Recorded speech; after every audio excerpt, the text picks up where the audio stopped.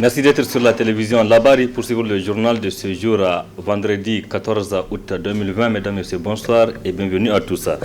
Cette brève pour débuter ce journal, les acteurs de la société civile nigérienne, à savoir du SINASEP, également secrétaire général adjoint de la CNT, Michael Zodi et Moudi Moussa du mouvement Tournons la page TLP Niger, qui vont passer leur 150e nuit de détention dans les maisons d'arrêt de Daïkaina, Walam et Kolo dans la région de Tilaberi.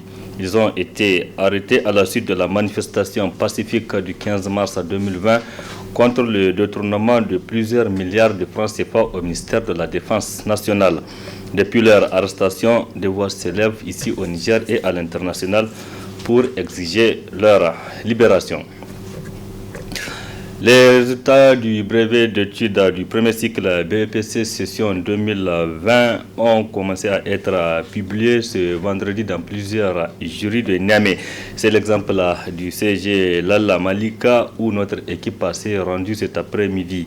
Sur les 500 candidats inscrits, 87 ont été admis au premier groupe et 141 sont appelés à reprendre les épreuves du second groupe, soit un taux de réussite de 43,22%. Réaction de quelques admis. Aujourd'hui, je suis très contente parce que j'ai été admise et je remercie Madame la fondatrice qui nous a soutenus. On est trois amis, on est toujours ensemble à Issata, Iman et Rabia, on est toujours ensemble. On remercie le bon Dieu Allah. Je suis admise à l'écrit, je suis très contente. Là, je suis admise. Au niveau, apparemment, cette année, Dieu merci, on a réussi à admettre parce que l'année passée, on a échoué. Et heureusement que cette année, on a bien travaillé. On remercie le bon Dieu aussi. C'est la raison pour laquelle maintenant le voici enfin, nous avons réussi au BPC. À vrai dire, je remercie tout en ce qui concerne mes enseignants et qu'ils ont fourni des grands efforts pour que notre éducation soit bien améliorée. Et vraiment encore, je remercie aussi à nos parents qui nous soutiennent et je remercie aussi à toute la famille qui nous soutient. Je suis vraiment joyeuse et contente aujourd'hui, vraiment. Et je remercie à Madame la fondatrice. Je suis la première du centre à Al-Bakir et j'ai environ 14,80 et quelques de moyenne. Vraiment, je suis vraiment contente aujourd'hui. Vraiment, je suis très contente aujourd'hui. J'ai eu 14,06 de moyenne. Vraiment, je suis contente. Voilà, c'était là donc les réactions de quelques admis au BPC session 2020 dont les résultats sont en train d'être publiés dans plusieurs jurys de Niamey.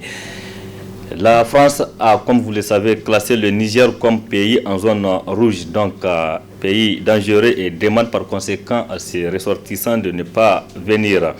Une annonce faite après l'attaque terroriste de Kouré le dimanche dernier où 8 personnes ont été tuées, dont 6 Français et 2 Nigériens. Une décision vivement critiquée ici au Niger par les citoyens que je propose de suivre. La France a classé le Niger comme zone rouge. Ils ont fini de piller toutes nos richesses. Ils ont fini de nous exploiter. Maintenant, ils pensent que le Niger est classé rouge. Le Niger est un pays dangereux. Le Niger est un pays à risque. Je suis d'accord avec nous, Alzika. Si la France dit que le Niger est un pays à risque, un pays dangereux, tous les Français et l'ambassade n'ont qu'à plier bagages et quitter le pays. Je suis surpris et je suis étonné en tant que Nigérien. Parce que ça fait, il y a de cela 10 jours qu'on a fêté selon notre indépendance. Je dis selon notre indépendance. Donc nous ne sommes pas toujours indépendants. Ce n'est pas à la France de déclarer le Niger tout entier, sauf Niamey rouge. Maintenant, ils n'ont qu'à dire à leurs ressortissants de ne pas aller dans le Niger sauf Niamey. Mais à Maradi, il y a la sécurité, Maradiville. Zanderville, il y a la sécurité. Dossoville, il y a la sécurité. Donc vraiment, ce qui est arrivé, je suis désolé. Et vraiment, je n'ai pas apprécié. C'est vraiment du barbarie.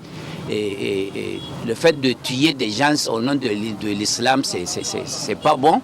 Et vraiment, je demande encore au gouvernement nigérien de prendre leurs responsabilités. En tant que Nigériens, nous nous sentons tous indignés et frustrés de voir comment, en tout cas, le Niger est humilié par la France et dont les autorités actuelles pensent être j'allais dire, les porte-flambeaux de la lutte contre le terrorisme dans le Sahel. Et je pense que c'est quand même pas une reconnaissance à la hauteur des efforts des autorités que la France vient de démontrer. Parce que vous le savez très bien que malgré les difficultés que nous sommes en train de vivre dans le cadre de l'insécurité de façon générale, nous avons estimé quand même qu'il y a des pays où cette insécurité est plus dominante et qui, même si, il faut le dire, pourrait en tout cas se voir ce classement-là. Mais malheureusement, vous avez vu, tous les Nigériens étaient surpris de ce classement-là. Bon, malheureusement, c'est ça la France. Souvent, quand ils ont des agendas cachés, quand ils ont en tout cas des intérêts anodins, c'est comme ça qu'ils procèdent. Un groupe de trafiquants de drogue et autres stupéfiants a été démantelé par l'Office central de répression du trafic illicite et de stupéfiants et présenté ce vendredi à la presse nationale. Avec eux, plus de 140 kg et une somme d'argent retrouvée. Précision, Hamza Saoukou et Chebigisso. C'est un groupe de 2 personnes, toutes de nationalité nigérienne issues d'une même famille, des téléphones portables et une somme de 400 000 francs. C'est la 2e moisson en l'espace d'1 mois démantelée par l'Office central de répression du trafic illicite des stupéfiants et présentée à ce jour à la presse. Il s'agit d'une saisie de 138 kg de cannabis opérée au quartier Bokoki le 10 août après plus d'1 mois d'investigation. Et comme mode opératoire, retenons que la drogue a été dissimulée dans un camion transportant des céréales provenant d'un pays de la sous-région et ayant traversé 3 autres pays avant que cette drogue ne soit récupérée au quartier Banizumbu dans la nuit du samedi au dimanche passé par les membres du réseau. Ces membres du réseau appartiennent à une même famille et ont récupéré et caché la drogue de leur domicile familial, si au quartier Bokoki, où 3 fosses servant de cache ont été aménagées à cet effet, et aussi d'interpeller des individus de nationalité nigérienne, dont le chef du réseau, donc ce qui nous a été présenté.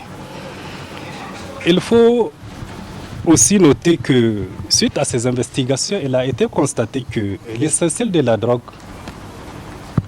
est destiné à répondre à la consommation, à la demande croissante de ce produit en raison de sa rareté sur le marché local. Cette présentation s'est déroulée en présence du procureur de la République qui a tenu à encourager et féliciter cette institution spécialisée dans la répression du trafic illicite des stupéfiants. Nous sommes en face d'un autre réseau et qui cette fois-ci c'est une autre catégorie parce que ça fait 138 kg de cannabis mais constitué de Nigériens essentiellement et malheureusement d'une même famille et d'un quartier assez populaire de Diamé, le quartier Bokoki. Et ça a été aussi possible grâce à la perspicacité, à la technicité et au professionnalisme des agents enquêteurs de ces services, parce que ce réseau avait déjoué toutes les autres techniques qu'on connaissait. Ils avaient changé la route. Certes, la drogue vient du même pays, mais la route par laquelle les autres drogues ont passé a été changée, mais malgré tout, ça n'a pas échappé à la vigilance des enquêteurs du service central de lutte contre le trafic de stupéfiants qui ont pu coincer la main dans les sacs ces personnes pour avoir pu démanteler un tel réseau dans un quartier aussi populaire où l'anonymat est total. Nous avons jugé utile, une fois de plus, de venir les féliciter et de manifester notre fierté vis-à-vis de ces services et les encourager à continuer comme ils l'ont toujours fait pour la sécurité de notre pays. L'Office central de répression du trafic illicite des stupéfiants réitère son appel à la population pour plus de vigilance et de collaboration avec les forces de défense et de sécurité. D'importantes précipitations sont en train d'être enregistrées dans les différentes régions du pays. Des précipitations qui causent malheureusement des dégâts énormes. C'est l'exemple ici à Niamey, précisément au quartier Yantala, où certains habitants font face à des difficultés qu'ils dénoncent donc dans ce reportage signé Abdourazak Léo et Halidou Brema.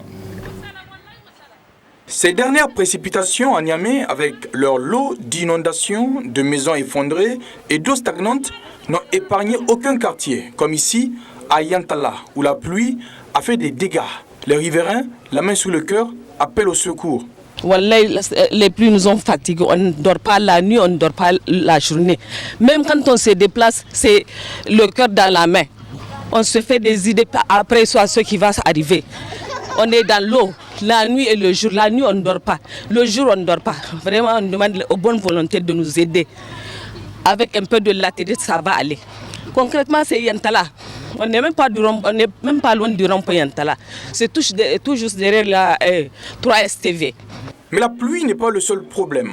En effet, ils nous ont confié que certains voisins, dans un souci de bien faire, ont empiré la situation en faisant déverser des ordures, ce qui empêche totalement l'eau de continuer son chemin. Conséquence, énorme difficulté à regagner sa maison. Les voitures ne s'y hasardent même pas. Les ordures, il faut voir. Il y a plein d'ordures là-bas. On ne dort pas la nuit, les enfants sont malades, les grands sont malades. On ne sait pas comment faire. On n'a pas les moyens de subvenir à nos besoins. Même pour manger, c'est des problèmes. À plus forte région, chercher de la latérite pour remplir les lieux. Je lance un cri de cœur pour ceux qui ont les moyens pour nous aider. En attendant d'éventuels coups de main, ces habitants du quartier Yantala Kalao continuent à prendre leur mal en patience. Oui, Abdourazak Léo, cette période de pluie, les occupants de certains marchés de Niamey ont également du mal à étaler leurs marchandises dans les marchés du fait de l'insalubrité. Mais certains gérants de leur côté font tout de leur possible pour entretenir leur marché. Reportage est signé Stéphanie Ramdjolbo et Sadoumi. Tas d'ordures, eau stagnante, tel est l'état du marché d'Olé en cette saison pluvieuse. Malgré les taxes payées, le marché reste insalubre, ce qui désole les commerçants. Il y a trop d'ordures, vraiment. Voyez-vous de vous-même. Les voies sont même impraticables. Dès que la pluie tombe, les clients évitent même de venir compte tenu de l'insalubrité. À plusieurs fois, les responsables de la ville de Niamey ont fait le déplacement, mais sans réaction concrète. L'état du marché empêche même les clients de venir, car du goudron jusqu'au lieu des marchandises, la voie est impraticable. De ce fait, on invite les autorités à solutionner ce problème. L'impraticabilité des voies d'accès et l'insalubrité criarde qui se vissent dans ce marché demandent une attention particulière. Nous avons des critères de manœuvre. Nous avons des équipes. Il y a une équipe qui balaye la nuit nocturne, il y a une équipe qui balaye le jour. Donc nous avons 4 garçons et 3 filles, 3 femmes. C'est eux qui balayent. Chaque jour ils rentrent. S'ils sortent encore, moi aussi je rentre voir pour voir là où se trouvent les salubrités. Je tiens à remercier le gérant et le staff technique du marché qui n'ont aménagé aucun effort vraiment sur la salubrité. Nous, au niveau du marché d'Arslan, on n'a pas ce problème-là. Par contre, dans les autres marchés de la capitale, les occupants se sont organisés pour prendre des dispositions afin de rendre le marché propre. Nous avons lancé un appel au niveau de la ville de Niamey pour qu'ils puissent venir en aide, qu'ils puissent venir vraiment nous soulager ce problème qui nous préoccupe aujourd'hui de l'insalubrité. Parce que tous les marchés qui sont dans la région de Niamey, c'est ici qu'ils viennent vraiment acheter en gros les légumes. Et si notre marché est sale, cela veut dire qu'on va avoir beaucoup de clients qui vont refuser de venir et cela va nous amener un manque à gagner. Après tout effort fourni, les gérants ont sans doute besoin d'un appui des services d'hygiène et d'assainissement pour maintenir les marchés salubres. Les admis au concours de recrutement direct des cadres de douane se mobilisent pour fustiger la décision du ministère des Finances qui a annulé leur concours. Une décision annulée aussi par le Conseil d'État. Hier aussi, ils étaient une fois de plus face à la presse pour exprimer leur mécontentement. Précision Ismaël Moumouni. Sur les 150 candidats déclarés admis, la Halcia a relevé des irrégularités au niveau de certains. C'est l'alibi utilisé par le ministère des Finances en abrogeant les arrêtés portant ouverture des concours et liste des candidats déclarés admissibles au recrutement direct des cadres de douane au titre de l'année 2018, et cela malgré la décision du Conseil d'État donnant raison aux admis. La Halcia a eu clairement à souligner que sur les 150 candidats déclarés par la commission d'organisation, 150 et 102 remplissaient les conditions et 48 ne remplissaient pas les conditions. Le ministre, qui dit s'être fondé sur le dit rapport de la Halcia,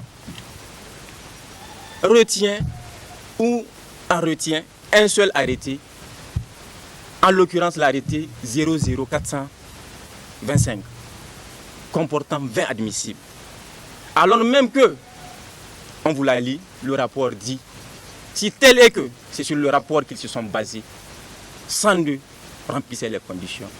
Ces admis ne s'avouent pas vaincus et comptent mener le combat jusqu'à gain de cause. Nous leur rappelons que notre seul objectif, notre seul intérêt, notre seul espoir, notre seule ambition est de servir valablement notre pays. Alors, il ne sert à rien de nous prendre comme des ennemis à abattre. Nous disons un mot et on le répète en face du même SGA, du directeur de la législation, du directeur général des moyens généraux. Nous sommes des admissibles méritants. Et advienne que pourra, nous allons aller jusqu'au bout, mais dans le respect des règles de droit. Cette décision du ministère des Finances crée la frustration auprès des admis du moment où la Halcia n'a pas demandé l'annulation du concours, mais a juste demandé l'annulation des admis qui ne sont pas conformes aux dispositions de la loi pour absence de diplôme requis. Sortis ce vendredi de la première vague des élèves sous-officiers de la gendarmerie nationale, tous des généralistes. Leur fin de formation est coïncidée aussi avec la finale du tournoi de football militaire organisé par le haut commandement de la gendarmerie nationale, dont l'équipe du haut commandement a remporté la coupe mise en jeu. Résumé dans cet élément.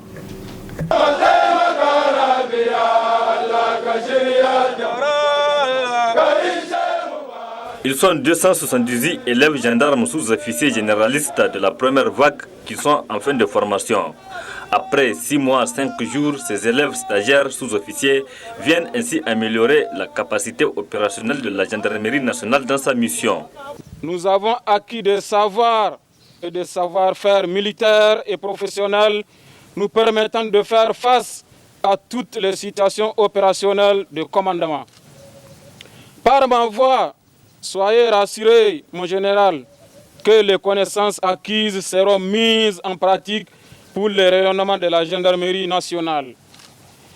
Par ailleurs, permettez-moi, au nom de la promotion, de présenter tous nos remerciements au général de brigade, au commandant de la gendarmerie nationale, pour toutes ces réformes apportées au sein des différentes structures de l'école de la gendarmerie nationale. Dans un langage franc et clair, le haut commandant de la gendarmerie nationale a rappelé à ses élèves gendarmes stagiaires la mission dévolue à eux. Sur le terrain, vous devrez être le moteur du travail qui est à faire. Notre corps est composé de 3 catégories, les officiers, les sous-officiers et les gendarmes. Vous êtes l'élément intermédiaire entre nous et les gendarmes qui sont exécutants. De ce fait, j'attire individuellement ou collectivement vos consciences. Sachez que on vous doit beaucoup de choses. Une fois sur le terrain, mettez en application ce que vous avez appris ici, afin que nos autorités et nos populations puissent être satisfaites de vous. Il n'y a pas à lésiner, en tout cas, sur le comportement, la conduite des gens que vous aurez sous vos ordres. La sortie de ces élèves gendarmes sous-officiers généralistes est couplée au sport de masse qui est une tradition chez les forces de défense et de sécurité dont le coup d'envoi a été donné à travers cette foulée au rond-point francophonie avec comme point de chute la gendarmerie de Kouarategui, ou la finale de la Coupe du Haut Commandant qui a mis aux prises l'équipe du Haut Commandement de la Gendarmerie nationale en bleu et celle de l'École nationale de la Gendarmerie en rouge. Une finale qui a vu le sacre de l'équipe du Haut Commandement après une séance de tir au but au terme d'un score de 2 buts partout à la fin du temps réglementaire. C'est une compétition de ballon militaire qui survient suite au sport de masse de chaque dernier vendredi du mois que nous organisons, donc dans le cadre de la cohésion et puis d'échange entre frères d'armes. Donc ça a été initié par le Haut Commandement de la Gendarmerie, donc sous la responsabilité de la Direction Information, Relations publiques et Sport. Bon, le ballon militaire, parce que c'est un sport qui répond en fait aux exigences de la vie militaire à travers la rusticité, donc l'engagement qui sont des vertus reconnues vraiment aux militaires. Le foot militaire est une des activités à l'agenda des forces de défense et de sécurité de leur ensemble et de la gendarmerie nationale en particulier. Cette activité sportive rentre dans le cadre du maintien en condition de nos hommes et en même temps consolider, si vous voulez, l'esprit de corps, la cohésion de nos rangs.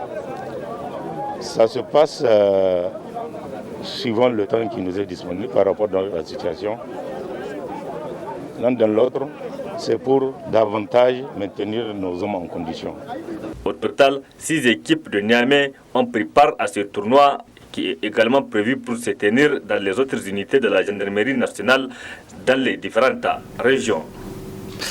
De la culture dans ce journal, et c'est pour parler des artistes, particulièrement les rappeurs nigériens qui font tout pour parler du Niger à l'international. Malheureusement, ces derniers manquent de moyens, mais avec tout, ils ne se découragent pas. Reportage à Farida Moukaila et Abokar Souley. Le rap nigérien n'est plus ce qu'il était, et ce n'est un secret pour personne. Entre manque de soutien et d'accompagnement, l'industrie du rap peine réellement à décoller. Maintenant, avec ce moment, il y a une pléthorique de rappeurs, et finalement, si on fait la référence, le message et le contenu des rappeurs d'avant et ceux de maintenant, c'est vraiment différent. Avant, il y a des paroles vraiment sensées, des messages qui sont véhiculés au niveau des chansons. Maintenant, malheureusement, la plupart des artistes, franchement, ils ne font pas de la musique, c'est des dédicaces. Nombreux sont les jeunes qui se sont lancés dans ce genre musical par passion ou pour se faire connaître partout.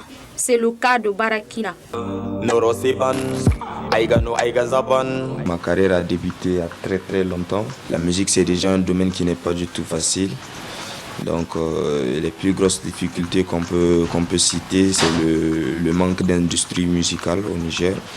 Maintenant aussi, il faut qu'il y ait des formations au niveau des cadres, des managers, l'administration artistique, tout ceci manque. Donc je pense qu'il y a beaucoup de chemin à faire.